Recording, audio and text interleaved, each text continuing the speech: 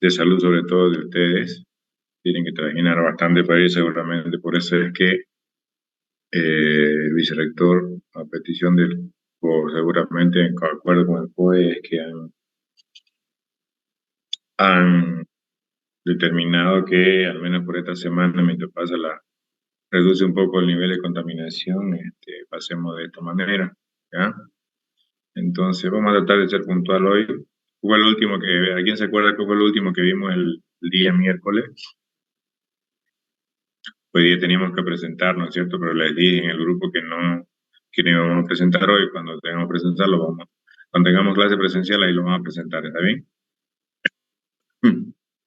Está bien. ¿Hasta dónde llegamos el día miércoles? ¿Se acuerdan? Sí, vimos tipos de servidores de DNS y en tipo de resoluciones en ese subtítulo. Ya vamos a completar esa partecita que estaba todavía caliente de eso. ¿Habían entendido bien cómo funcionaba los tipos de resoluciones? ¿O hay alguna duda ahí? Quiero hacer algo corto, puntual, para que no sea muy largo. Y ya después vamos a ver cómo continuamos el día miércoles, que es nuestra clase más larga. ¿Bien?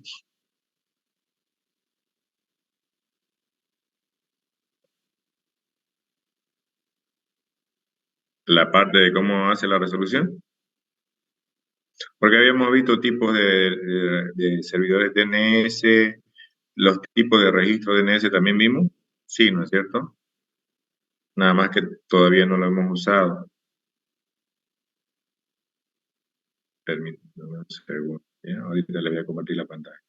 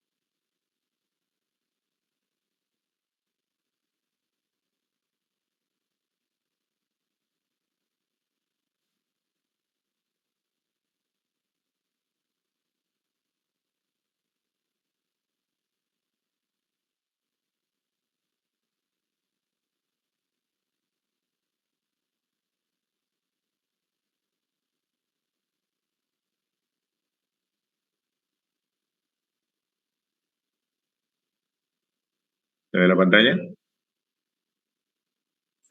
Sí. Ya. ¿Quedó bien claro esto o tienen alguna duda de los niveles, de la jerarquía de los nombres de dominio? ¿O no quedó claro? ¿Mm?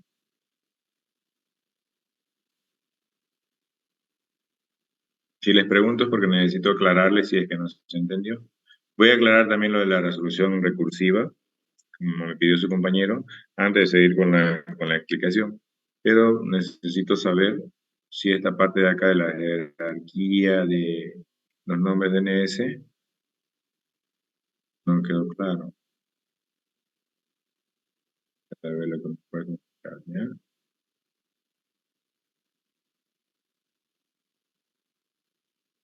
Ya. Bueno, como ustedes vieron, ahorita esa clase que la jerarquía de nombre empieza con el punto, ¿ya? Ese se llama el dominio raíz. A partir de ahí para abajo existen los dominios genéricos o dominios de nivel superior, que pueden ser los genéricos que identifican un tipo de organización, o los territoriales. Les había comentado que, por ejemplo, el dominio territorial para Bolivia es de oro, ¿cierto? Entonces, todo nombre de dominio que termine en punto o punto, aunque el último punto nosotros no lo colocamos, en teoría es un dominio de una organización que debería pertenecer a Bolivia, ¿ya? Entonces, como decía su compañera, habíamos visto los tipos de servidores DNS nosotros vamos a aprender a trabajar con un servidor primario maestro. Básicamente todo servidor primario maestro tiene una porción de la base de datos mundial de DNS. Eso quiere decir que nosotros vamos a simular ser un servidor maestro con el software que vamos a instalar, ¿ya? Solo que nosotros no vamos a estar legalmente registrados, solamente vamos a hacer una práctica de aprendizaje, para lo cual ustedes van a tener que buscarse un dominio, ya sea dentro de la administradora de nombres de Bolivia, de Argentina, de Chile, o dentro de alguna administradora de dominio dentro de una NIC, ese es su nombre correcto, que es la Network Information Center, como ustedes podrán verlo en su guía seguramente si lo buscan, que es la organización designada en los diferentes países para asignar dominios que normalmente se utilizan en el Internet, porque dentro de una empresa no habría ningún problema, como nosotros vamos a hacer dentro de la universidad para practicar, pero en el mundo, para que existamos legalmente, nosotros tenemos que pagar el derecho a poder usar un nombre que no está usando otra organización. ¿Por qué? Porque así nos van a identificar y nos van a poder encontrar. Básicamente, ¿por qué pagamos nosotros a esas NIC o a esas empresas que tienen sus DNS primarios y tal vez sus DNS secundarios? Pagamos por el hecho de que ellos nos agreguen en su DNS a nuestro dominio para que sepan dónde encontrar al DNS que gestiona la base de datos que corresponde a nuestro dominio. Ya, obviamente, el DNS que gestiona la base de nuestro dominio va a estar ubicado en algún lugar en el mundo, y si tiene acceso al Internet, pues seguramente va a tener una IP pública. Esa es otra razón por la cual los DNS que ustedes van a configurar y que yo voy a configurar en el laboratorio con ustedes no van a poder llegar desde el Internet a nuestros DNS. ¿Por qué? Porque no tenemos IP pública y no tenemos un router con IP pública que puede direccionar las peticiones a nuestro servidor. Normalmente cuando ustedes pagan por un dominio, ¿ya? A cualquiera de las organizaciones que ustedes decidan pagar, les van a pedir un servidor DNS maestro o primario y por lo menos uno o dos DNS esclavos. ¿Y eso por qué? Porque puede pasar que su DNS primario o maestro se caiga. Entonces, eh, es como cuando llegan a una ventanilla de informaciones. ¿Qué pasa si la señorita que les da informaciones se enferma o se queda ronca, como yo estaba hace 2 semanas, no puede hablar? No les va a poder dar información. Entonces, ¿para qué existen los secundarios o esclavos? Básicamente aprenden o se copian la configuración que tiene un DNS maestro o primario, por si el maestro se cae, los secundarios podrían responder. Te dirán, y una computadora, un celular, una tablet que tiene acceso al Internet, automáticamente se comunica con los esclavos. En realidad, no es tan así. Les voy a mostrar algo, permítanme un momento compartir la pantalla.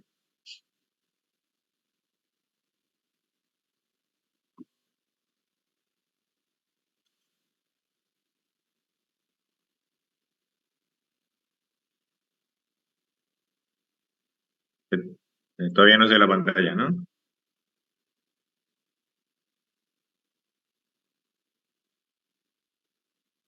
¿Ahora se ve? Sí, se ve. Ya. Por ejemplo, yo, miren, voy a abrir mi tarjeta Wi-Fi y voy a tratar de modificar la configuración del adaptador de red que quiero. Está aquí. Cambiar opciones de adaptador. ¿Se sigue viendo lo que estoy haciendo? ¿Sí? Sí, ingeniero. Ya. Ustedes saben que para poder estar conectado a una red, su computadora debe tener una dirección IP, sí o no, ya sea una IP que es configurada manualmente, por ejemplo en Windows en estas casillas, o una IP que es obtenida dinámicamente, que es las IP que normalmente obtienen nuestras tarjetas de red Wi-Fi de un router o de un servidor de HCP. Adicionalmente, aparte de esa configuración, los routers dan a qué DNS hay que hacerle peticiones de traducción. Fíjense, yo a propósito, siempre por decisión personal y por entre otras cuestiones, yo siempre las tarjetas de red que tengo en mi computadora, yo elijo usar los DNS de Google. Estas IP que ustedes ven ahí, ¿se notan esas IP? ¿O le hago un zoom? Se nota, ingeniero. Ya. Esas IP de ahí pertenecen a DNS públicos, DNS de Google. Entonces cualquiera que tenga acceso al Internet podría decidir usar esos DNS como sus DNS. Fíjense, voy a abrir una consola. ¿Se ve la consola? Sí. Ya. Voy a tratar de que me muestre la configuración completa de todas las tarjetas que tengo. Van a tener paciencia porque tengo varias ya. Ya le puse más ahí. Entonces lo que me interesa es de la de Wi-Fi. Fíjense que acá, ¿lo ven? Aunque mi red privada es una 192.168.0.1, mi computadora personal, inclusive por consola, me devuelve que está usando como DNS, servidores DNS, esta IP. Y si en caso de que este servidor no respondiera, yo le puse también que pregunte a este IP. Por eso es que acá tengo dos. Yo podría aumentarle más, ¿ya? Si es que me permitiera, que me permite, aquí fíjense, tengo dos, yo puedo agarrar y agregar más. Porque uno no pone más en su computadora a veces, porque normalmente se confía de que el primero siempre va a responder, que siempre va a estar disponible. Entonces, se van a dar cuenta que cuando ustedes tienen un proveedor de Internet, normalmente ese proveedor de Internet le da dos DNS a usar. Y eso es por cuestión de seguridad, por si acaso el primer DNS falla, que su computadora de ustedes, su celular o cualquier dispositivo que ustedes conecten, tenga una segunda opción para hacer las traducciones, porque ustedes saben que si ustedes en un navegador, por ejemplo, aquí, ponen el de la Gabriel, para poder recuperar la página, una página, ese servidor de la Gabriel, necesitamos traducir este nombre a una IP. Fíjense, uno de los comandos que yo les he puesto en su guía, lo voy a poner acá cuando lo tengo, los utilitarios. Voy a abrir la consola.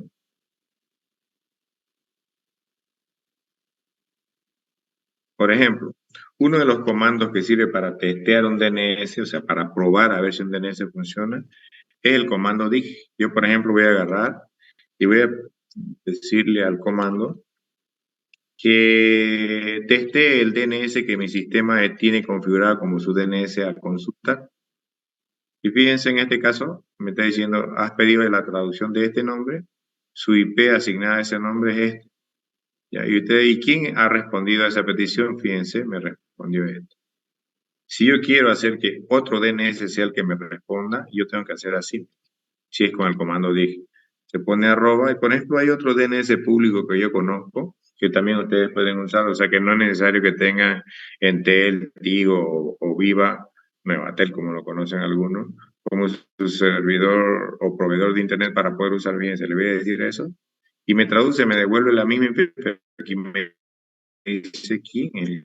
Y ustedes dirán, ¿y cualquier IP yo puedo poner como DNS? No, porque si ahí no hay un DNS, miren, yo le pongo eso y vamos a ponerme a inventar otro. Ahí, 23. No sé si eso, fíjense, ahí se está quedando a esperar porque en la IP 113423 no existe un DNS. Entonces, por eso es que no me está respondiendo y no sabe, y mi consola, ¿ves? Miren. En cambio, cuando en esa IP que ustedes le dan existe un DNS, el DNS va a tratar de hacer la traducción de su base de datos, eso se llama resolución iterativa, o aprendiendo, eso se llama resolución recursiva, ¿ya? Otra forma de probar eso, un DNS, para ver si funciona sin necesidad de usar un navegador, es con el comando nslookup, que ese ya viene en Windows inclusive. Esta vez voy a tratar de traducir el dominio de Google.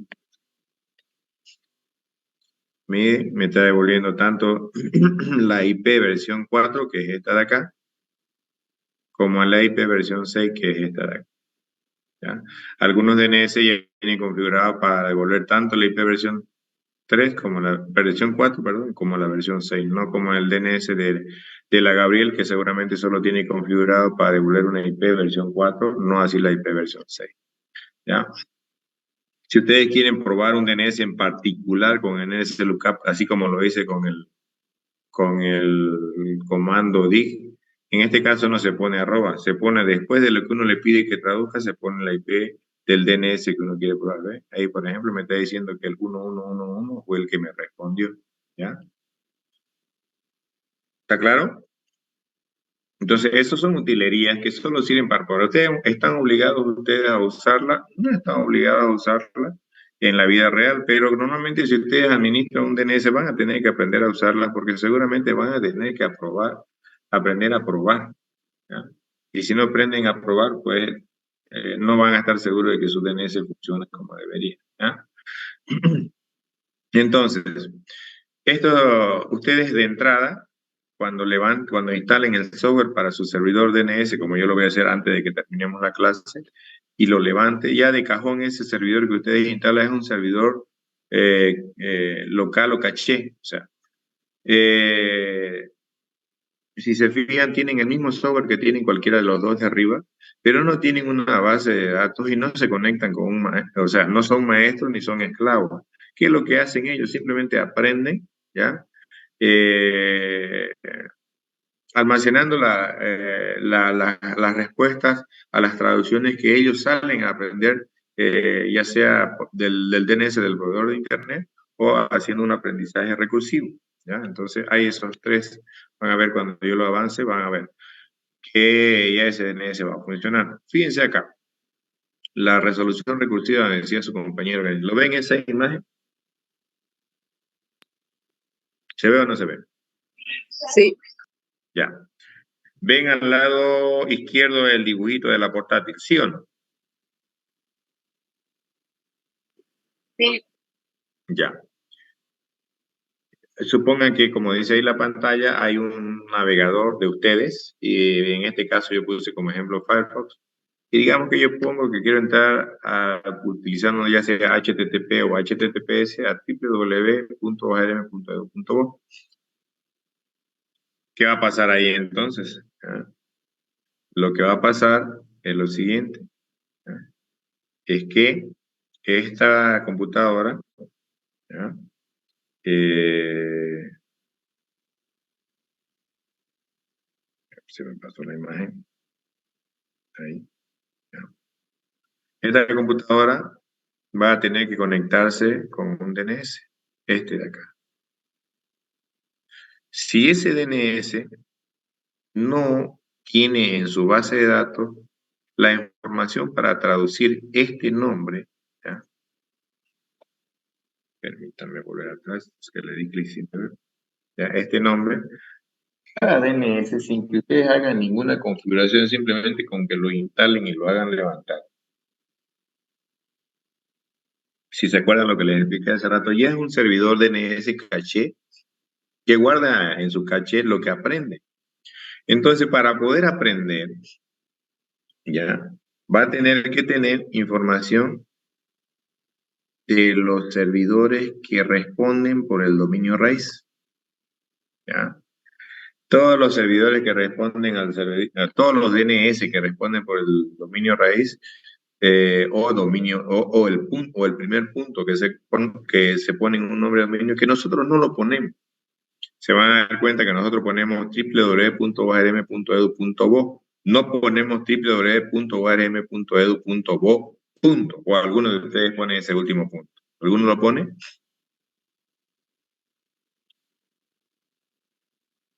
¿Sí o no? ¿Ah? ¿Alguno lo pone? Oh, No lo pone, ¿no es cierto? no. Porque la mayoría de las aplicaciones están configuradas para no exigirles poner ese último punto. Pero el DNS tiene una pequeña configuración que le dice, oye DNS, en caso de que querrás aprender algo que no tenés, todas estas listas son IP de los dominios de los servidores DNS que responden por la raíz. Así vos vas a poder empezar una resolución recursiva. Entonces, ¿qué es lo que hace en esos casos el DNS? El DNS en esos casos, lo primero que hace, permítame un segundo, Lo primero que hace dice, bueno, este nombrecito de acá,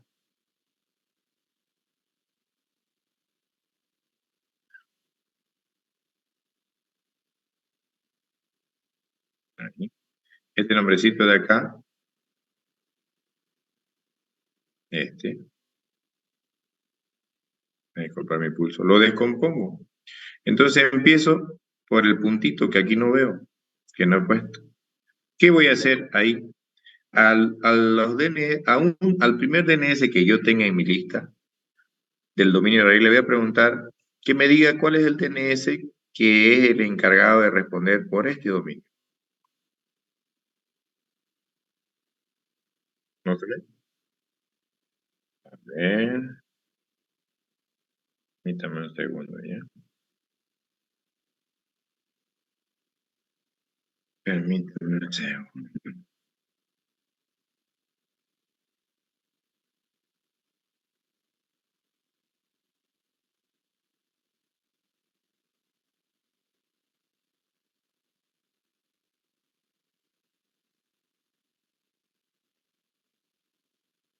Vamos a tratar de hacerlo con otro. Con este me dicen si se ve.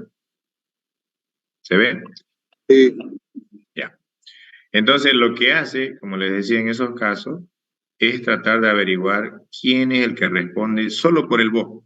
O sea, les pregunta a los DNS de la raíz, o sea, del punto, quién responde por este voz. ¿Ya? Entonces, ¿qué hace? Agarra y le dice, bueno, este DNS de acá es el encargado de saber quiénes responden por los quiénes responden por los dominios de nivel superior, los que están inmediatamente después del punto. En este caso, en este ejemplo, es el. Entonces, el dominio, el DNS de la raíz le dice, bueno, según mi base de datos, la IP del DNS, fíjense, la IP del DNS que es responsable de responder por todo lo que tenga que ver con el BO es, en este ejemplo, dice 166.14.1.40. Entonces, en ese caso, que llega esa información a este DNS, que hace perfecto. Ahora voy a ir por la siguiente parte. Bueno, yo quería averiguar el BO, ya sé quién responde por el BO. Entonces ahora voy a ir a averiguar quién responde, cuál es el DNS de responder, el encargado de responder, perdón, por cualquier resolución de edu.bo. Entonces va con el del, perdón, va con el DNS del BO y le dice, fíjense lo que hay acá en la pregunta. ¿Quién es el responsable, o sea, cuál es la IP del DNS responsable de dar respuesta de traducción por cualquier petición de resolución que pertenezca al dominio edu.bo? Entonces el DNS del BO le dice, estás buscando o intentar, como dice ahí en la pantalla, con la IP 204.61.2.16.48. Ojo, esas son IP inventadas, no son IP de DNS reales, ¿ya? Por si acaso. Entonces, ¿qué va a pasar ahí? Le llega la respuesta al DNS de ustedes, ¿ya? Esta respuesta le va a llegar. ¿A quién le va a llegar eso? Le va a llegar a su DNS con el que ustedes interactúan, a este. Entonces, ¿qué hace ese?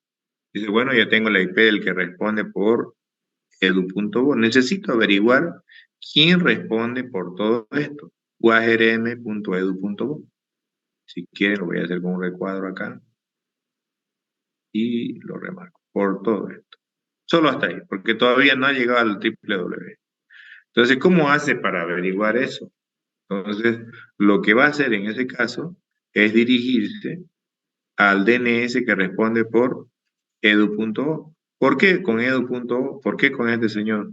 Porque ese señor va a tener en su base de datos, aparte de las resoluciones de nombre que pertenezcan al edu.o, dentro de su base de datos también va a tener registrado cuál es el DNS que responde por un subdominio dentro de su dominio. Fíjense que en este caso guajrm.edu.bo es un dominio dentro de edu.bo. Entonces, este DNS de acá, que voy a encerrar ahorita con circulito, con rojo, va a tener en su base de datos cuál es la IP del DNS que responde por todo esto de acá.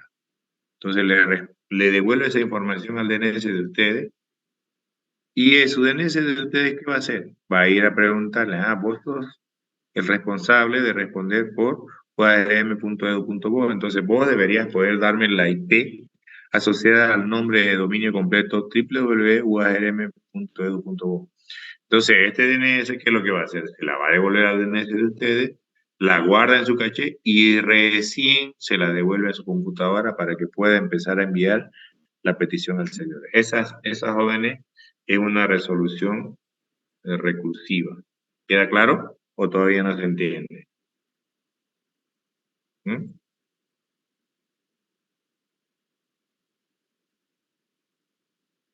¿Queda claro? Sí.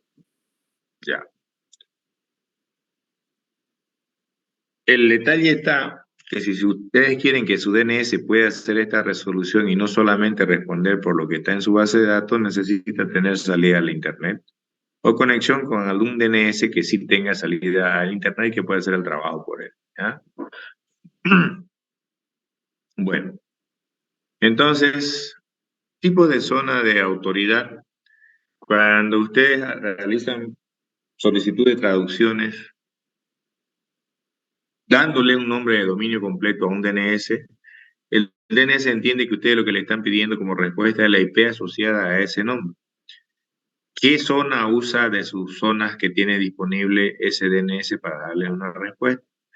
Usa una zona de reenvío, ¿ya? Le dice, la IP asociada a ese nombre que me has dado es tal. Para eso, no se olviden, usa la zona de reenvío. Cuando ustedes le dan al revés, en vez de darle el nombre para que él le devuelva la IP, ustedes le van a dar la IP. Entonces él va a tratar de devolverle el nombre de dominio y para eso, si es que tiene configurado, usa la zona de resolución inversa. De estas dos, ¿cuál es la que más se usa? La que más usa es la zona de reenvío y esa mayormente es la que usamos casi todo el tiempo. ¿Ya? La de resolución inversa hay algunos servicios que la usan, pero no son muchos. Entonces, de todas maneras, nosotros vamos a aprender a configurar ambas en nuestro servidor maestro para que sepamos básicamente cómo funciona. ¿Ya? Entonces, de la anterior clase, si recuerdan, habíamos visto que habían tipos de registro. Y se acuerdan que yo les dije que había un registro de tipo SOA, que era el que marcaba el inicio de una autoridad de la zona de un DNS, o sea, dónde inicia la base de datos, ya sea para una zona de reenvío o para una zona de resolución inversa. El registro SOA es el que marca el inicio. Es el más largo de configurar. ¿Por qué? Porque tiene todos esos datos, miren, aparte del nombre de dominio completo, de quién es el DNS de esa zona, cuál es el correo electrónico, tiene estos datos que tienen acá, un número serial que básicamente se usa para identificar que ustedes han hecho un cambio, o sea, ustedes no están obligados a cambiarlo, ¿ya? Si quieren, ustedes lo crean con el número 1 y toda la vida lo dejan con 1. La idea es que si ustedes tienen DNS esclavo, ese numerito del registro SOA, ustedes deberían modificarlo cada vez que hacen un cambio para que el servidor esclavo, si es que tiene, se enteren que ustedes han hecho cambio. De esa manera ellos controlan. Aparte de eso, tienen varios tiempos que son tiempos que utilizan los servidores esclavos para saber cada cuánto tiempo hay que actualizar la información que se copió del DNS maestro, cuándo hay cuándo intentar o esperar cuando falla un proceso de actualización, cuándo expira una información que el esclavo ha sacado del maestro, siendo que intentó refrescar y no pudo, y intentó varias veces y no pudo, ¿ya? O también cuando TTL negativo, ya, caché TTL negativo. Entonces, no existe una receta que diga póngale estos valores que son los correctos, pero algunos autores sugieren algunos valores para esos registros, ¿ya? Entonces, se sugiere que el tiempo por defecto, todos los registros, por si acaso, en una base de datos de DNS, tienen un tiempo de validez. Puede ser un día, 24 horas, perdón, 20 horas, 12 horas, 7 horas, puede ser 7 días, un mes. Entonces, algunos autores sugieren que el valor por defecto del tiempo de vida de los registros esté entre 2 y 7 días. Ya el tiempo de actualización de 2 a 12 horas si quieren hacerlo muy seguido, o de 20 minutos a 2 horas, pero de 2 a 12 horas si quieren hacerlo no tan seguido, o de 20 minutos a 2 horas si quieren hacerlo más seguido. Y así como eso les dejo alguna sugerencia de tiempos en lo que se sugiere que ustedes le pongan como valores en su configuración, su registro SOA. Que es significativo cuando ustedes tienen esclavos, pero cuando no tienen esclavos toda esta información es irrelevante.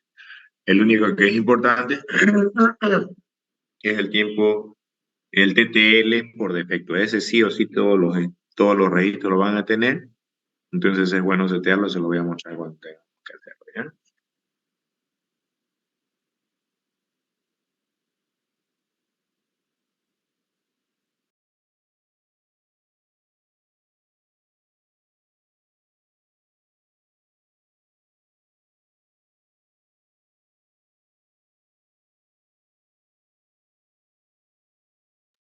Ahora sí.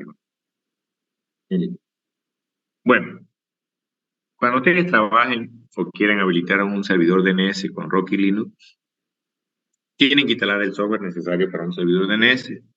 Y lo pueden hacer de dos maneras.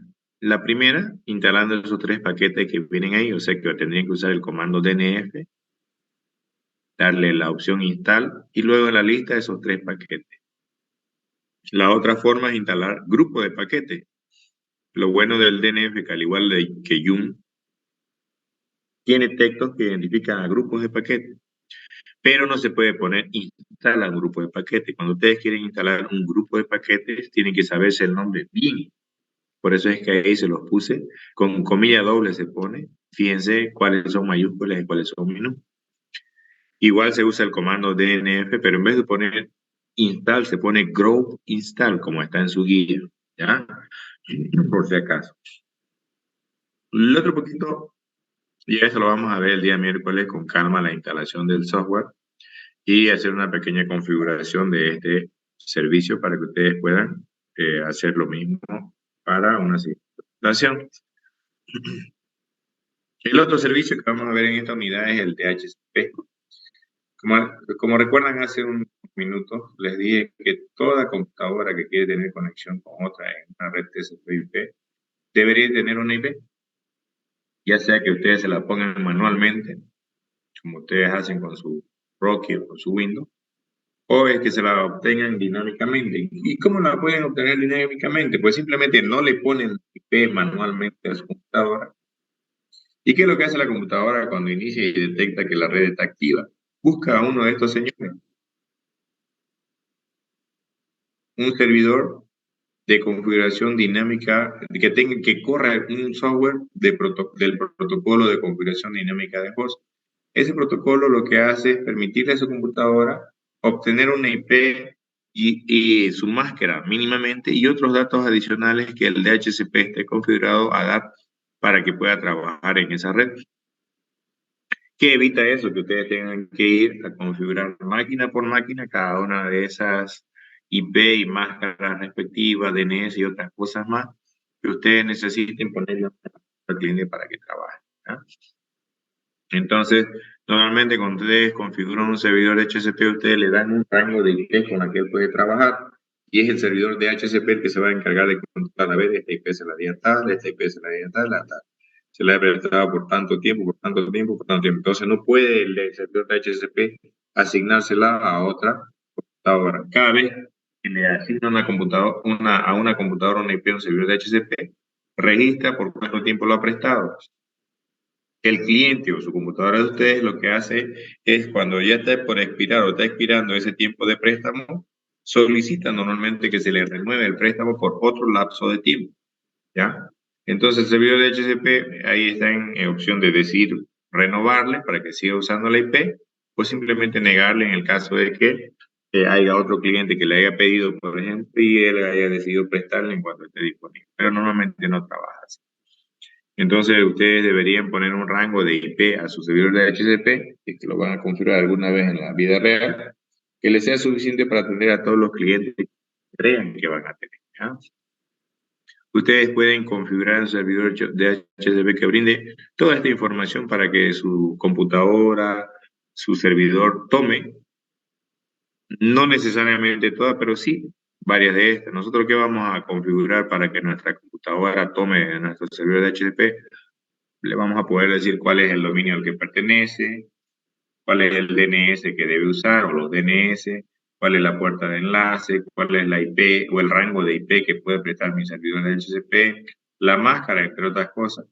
Los otros datos no le vamos a dar porque no son relevantes para lo que nosotros normalmente trabajamos en la práctica, ¿ya? Normalmente un servidor de HCP está en espera de que un cliente lance una señal de descubrimiento, por eso fíjense en la imagen dice Discovery. Entonces, cuando una computadora se da cuenta que no le pusieron IP a su tarjeta y detecta que la red está activa, comienza a mandar mensajes de descubrimiento del servidor de HCP. Si hubieran varios de HCP, como va a pasar en los laboratorios, con el primero que reciba respuesta, con ese va a negociar.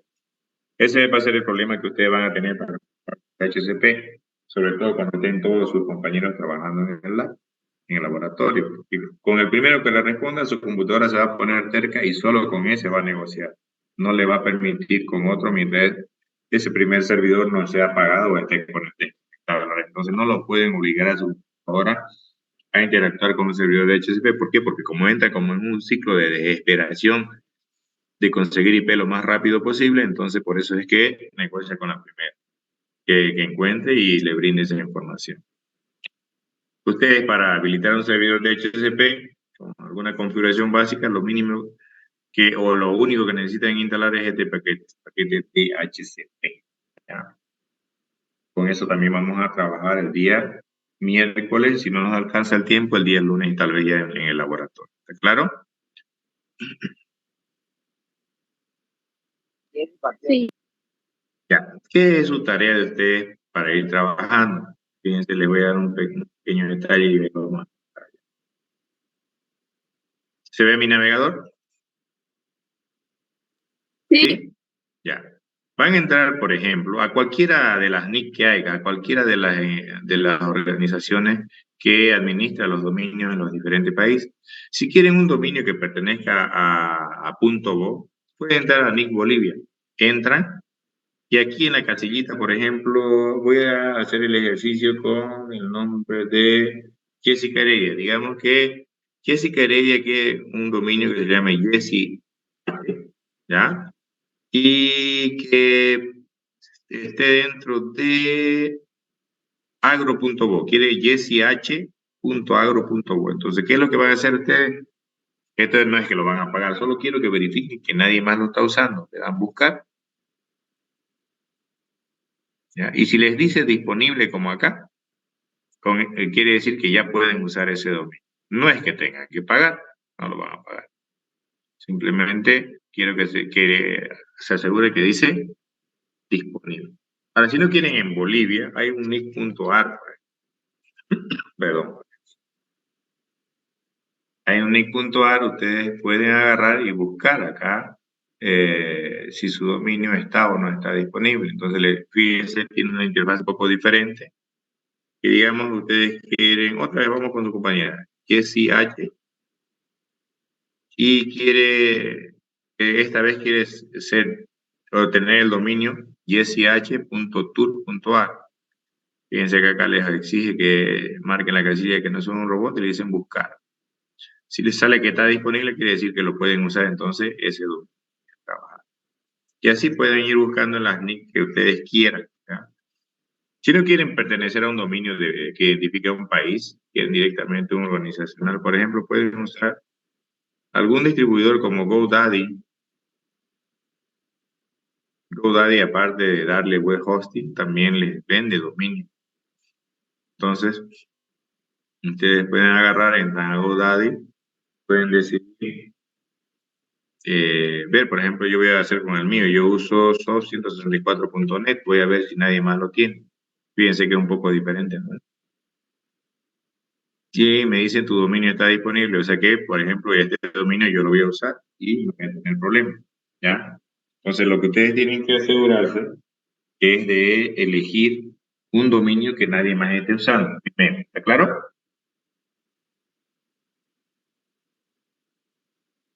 ¿Sí o no? Sí. Ya, se lo traen anotadito. Dentro de ese dominio ustedes van a definir varios nombres. Para su servidor Rocky, defínanle unos 4 o 5 nombres. ¿Está bien? Para el que ustedes tienen configurado. Y para cualquier otra IP que no es necesario que exista, ni siquiera tienen que saber de quién es, elijan unas 5 IP al azar dentro del laboratorio, aparte de las de ustedes, y pónganle un nombre a cada uno. Tráiganlo anotado en su cuaderno para que cuando necesitemos hacer su práctica, ustedes ya tengan esos datos y puedan trabajar. ¿Está claro? Sí. Adicionalmente, más si pueden, instalen el software para servidor DNS y para servidor DHCP. Y con eso nos veríamos el día miércoles. ¿Está bien? Sí. ¿Alguna consulta?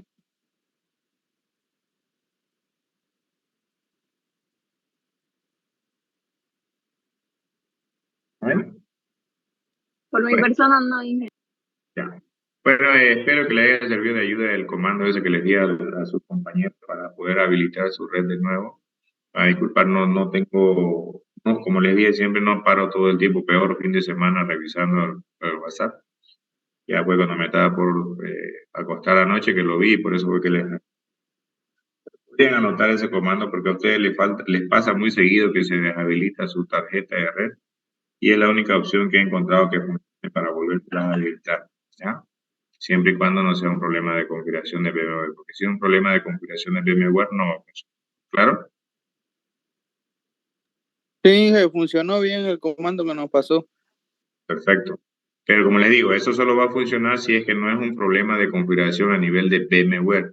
Si es algún problema de que la reiniciaron, la movieron mal, cosas como esa, puede pasar que su tarjeta de red no quiera levantar. Entonces ese comando con root es el que puede utilizar para forzarlo o intentar por lo menos que levante. ¿Está claro? Sí, gracias. Perfecto, quedamos ahí, nos vemos el día miércoles. Lo vamos a hacer virtual, pero vamos a hacer ya una práctica de configuración. Yo lo voy a hacer, ustedes me pueden ir preguntando. Y sea si lo que tengan en computadora pueden ir haciendo la subida. ¿Está claro? Nos vemos miércoles y la presentación va a quedar pendiente para cuando pasemos clase presencial, ¿ya? Ya, Inge. Bueno, hasta Está luego. bien, ingeniero. Hasta luego. Hasta luego.